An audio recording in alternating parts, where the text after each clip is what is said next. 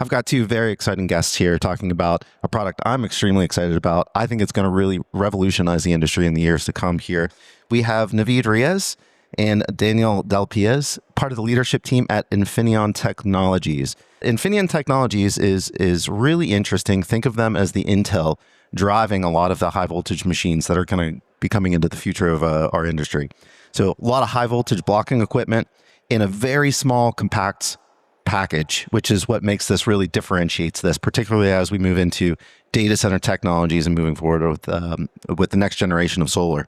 And the reliability at a north of 200 volt operating level. So welcome, guys. Thank you. Thank you very much. So what can you tell us? What are you excited about this product, and tell us about this form factor? What Infineon is doing now is for the first time bringing like a high voltage, in a very small packages, that basically will enable the next generation power electronics, for grid connection, like renewable applications and, yeah.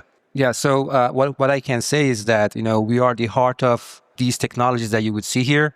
So you can see our devices in any power inverter and power converter that enables the solar, the battery energy storage, EV charging, data centers, and everywhere that you see power conversion, you will see our products over there. And we're excited about it because it enables them to get more power density and more reliability with these kind of packages. Thank you, Navid. Can you talk about that in terms of that power density and the form factor of this?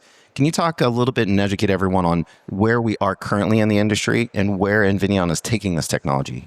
So I think this package is our newest package, and it's an easy package. And what it does is that it enables us to go to higher voltages above 2,000 volts. And it enables us to also increase the frequency of those power converters, which is very important if you want to have high power density and lower form factor. So it means that we can push more power through this because it has our newest generation of power chips, generation 2 silicon carbide, with the newest technology of packaging technology, interconnect technology, which we call it .xt technology.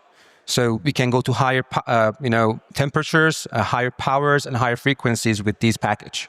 Amazing, as we're moving particularly into a world where we're seeing like a boom in the data center. And certainly this product is applicable to much beyond data centers.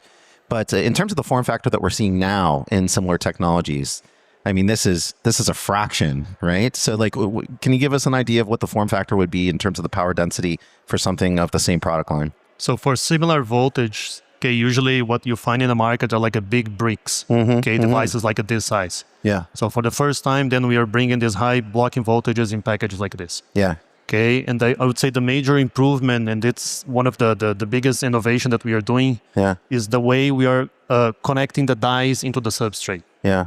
Okay, so this is a major improvement in terms of reliability, which is one of the main topics when you talk about, clean energy, right? Yeah, absolutely. And particularly whenever you're talking about those variable high voltages above 2,000 volts, right? And in terms of the voltage, potentially this could even go up to 3,300 volts. Even higher. Right? Wow, that's incredible. In terms of your bench testing, how high have you taken it? Well, I think the device as it is now, we are testing with DC bus voltage up to 2.6 kV. Wow. But we know the market is looking for higher voltage, a blocking capability. Yeah. So we don't want to stop here. But we see this as a big trend moving ahead. Now, in terms of the carbide chips that you had just mentioned a moment ago, Navid, can you dig a little bit deeper? What really differentiates the chip technology that you're using kind of to drive this technology? So with this new generation 2 chip technology, we reduced the RDS(on) by 25% compared to the previous generation. We can also go to higher temperatures. We can go up to 175 degrees Celsius on continuous operation and 200 C for overload. So we have also optimized all of the figure of merit. So if you look at the market, we are the best one. And it's also very robust in terms of parasitic or EMI interference. Well, that's interesting. So on the parasitic interference side, in terms of the technology track you're on, how do you denoise those parasitic losses? So we have flexible pin grids here. Yeah. And with those flexible pin grids, we can put the pins as close as possible to the die itself. And by that, reducing the stray inductance. Yeah. Also, we have a lower capacitances for the ratio of the capacitances from the gate to drain to gate to source. That keeps us more robust when it comes to noise and DVDTs. And in terms of the target markets that you're going out of, who are you seeing the most generated interest from for this product at the moment? So with these new devices now, we say that we are enabling the next generation, power electronics. And this can be used in the infrastructure applications, like a grid connection. Right. Take a solid state transformer, for example, right? Or any kind of like a renewables, like a solar, wind, energy storage is a big market for us. And in terms of where are you guys trying to take the future? Like as you look out 12 months from now, where do you think that this technology path is going to lead you? Well, not only this, I always like to say, because Infineon is one of the few companies that have, not only silicon carbide, but silicon gallium nitride. Yes. So I like to say we have, the right technology for all jobs. Yes. Yeah. Right. So silicon carbide is just one example. Right. But if you take like a microinverters, right, for like a solar rooftop, we have gallium nitride solutions as well. Wow, that's incredible. Now, certainly we're talking about really cool technology. A lot of people would think that, hey, this is a startup on the edge case. Not at all. Infineon, you guys own a large part of the market share. Very quietly, I think it'd be probably surprising to a lot of the North American clients here that you guys are in north of 30% of every solar field. Yep. We are a global leader in power semiconductors, and most likely we'll find our parts, in a lot of the systems you're going to see at the show here. Yeah, that's right. This is a fully baked technology that you guys are just like a company like Navid. Man, you guys are just putting the kerosene on it, or I should say the solar electrons on it, and just really kind of taking this technology to another level. That's really neat. And in terms of the products, can you give us an example of a tangible example of like where this is being deployed currently and the use case there? Yeah, so this is being deployed now in 1200 volts. Yeah. Okay, so we have, as Navid said, this package offers a lot of like benefits, not only in terms of like this flexible pinout here, but also internal, with the design itself. Okay, so that's why this package, it's a good fit for like all kinds of applications, from 650 volts all the way to 3.3 kV on higher, right? Wow. So this is being deployed globally as we speak now. Okay, with all the benefits from the latest generation silicon carbide, this new interconnection. Okay, the way we are attaching the die to the substrate, which, as I said, is a major improvement in terms of reliability, because in the end, you need a reliable component inside. Yeah, that's right. And what are the benefits specifically of using that silicon carbide kind of design? So the silicon carbide basically will, allow you to switch at higher frequencies, right? Okay. So we'll lower the losses. Right. Okay, shrink the cooling system, and increase the power density. I would say, if you compare to silicon solutions available today. And I guess the speed, right? Because part of this is the frequency speed in terms. So in terms of the lag between the communications, this is almost instantaneous, right?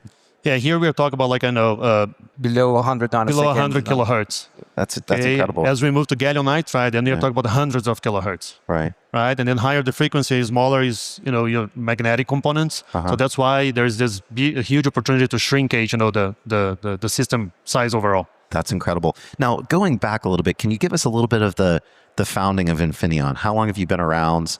Sure. And what does the composition of the team look like? So globally, Infineon is from Germany. Okay, it was a spun off from Siemens, I guess, from 1999. Okay, and since then we have been very focused on developing, doing innovation in semiconductors, not only in the power side, but we have a full line of like microcontrollers, sensors, memories. So we support not only industrial and emerging applications, but also automotive applications, consumer, aerospace. So we are pretty much everywhere. Yeah, that's interesting on the EV side as well, then. Absolutely, yes. Yeah. Well, and certainly the miniaturization of this. Yep. Is Infineon also going into space? Are we seeing you in some of those technologies? That's true. So yeah, we are going to space. That's incredible. Yep. These guys here are the Navid, if you will, of the solar industry, which is like really cool to see on the power side. And again, to repeat your one point, we're taking this technology here, which is quite literally, I know it's a little hard to see on the screen, this is not even half the size of a deck of cards. This is replacing something the size of a standard masonry brick, right? So in terms of the modularization, and it's doing it with 4 or 5 times the capacity. Yes. So it tells you it's an exciting moment to see like where this technology is going, how fast you guys are really leaning into this industry. Well, this is fantastic. Now, in terms of your product, going back to the product itself, are you seeing the application at the moment? Certainly it's a broad application, but are you seeing it more at the utility scale, at the energy storage scale? Are you seeing this at the microgrid scale? Where do you see the highest demand for the product at the moment? I mean, it varies, right? Because it said our customers, they vary from, like I said, solar rooftops to gigawatts of solar farm. And as they scale, we scale with them. Yeah. Right. Yeah. So we have all kinds of solutions. That's what I'm saying. We have all the three technologies. All right. Okay. So we have the right technology for every job. Right. Okay. But, solar, wind is another big application for us as well. Okay. Energy storage for sure. The renewables, and more we see now this grid connection. Okay. As companies trying to connect their systems directly to the medium voltage power lines. Sure. And in terms of like where this product is currently found, can you talk about some of the people who are utilizing this technology? That's a Maybe good not. point. Yeah, maybe not yet. Maybe not yet, Maybe yeah. next time. Okay, but I can certainly say there's a lot of OEMs. Yes. That's right. using these devices, and especially as these applications, the DC bus voltage keeps going higher and higher. Yes. You will see more companies, switching to like these solutions here instead of using like the big bricks. Yeah, and that's a great thing. So getting back to the DC bus voltage. Right. So in terms of, is there any other parallel technologies that you're working on in terms to address any of the other kind of latent or parasitic needs that we're seeing within the DC bus systems? We do have other high voltage devices as well. Okay, so I would say that those are like a more like a bulk, like robust devices for high current, high power applications. When you need like hundreds of amps, or thousands of amps. Right. Whereas here, this is like a high voltage, and let's say like 100 amps or 200 amps. The ampacity is lower than the big bricks. That's fantastic. Well, Okay, but keep in mind the capability, the power cycling capability. This is one of the main benefits. Here. Oh, absolutely. We are talking about like at least 20 times more than any available solution in the market today.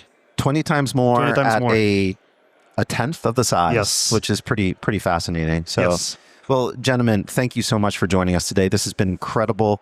Really excited to see where this technology goes. Thank you for having us. And thank you for all the great work that you're doing and the contributions to the industry. I mean, hey, we can't keep deploying renewable energy without these type of advances within the industry. So Absolutely. thank you so much. Thank you. Thank All you. right, thank you.